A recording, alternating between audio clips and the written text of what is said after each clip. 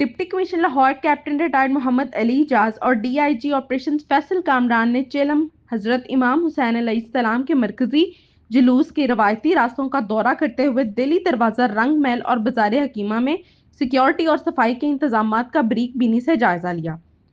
دورے کے دوران assistant commissioner city Rana Aamir Liaquat اور جلوس کے منتظمین نے انتظامیہ کو روٹ کی حساسیت اور عزاداروں کی ضروریات کے بارے میں تفصیلی بریفنگ دی۔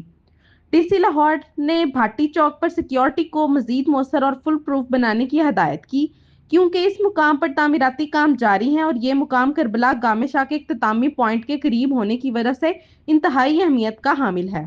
ان کا کہنا تھا کہ سیکیورٹی پر کوئی سمجھوتہ نہیں کیا جائے گا اور تمام متعلقہ افسران فیلڈ میں الرٹ رہ کر اپنی ذمہ داریاں پوری کریں گے۔ D I G operations Faisal Kamran نے بھی اس موقع پر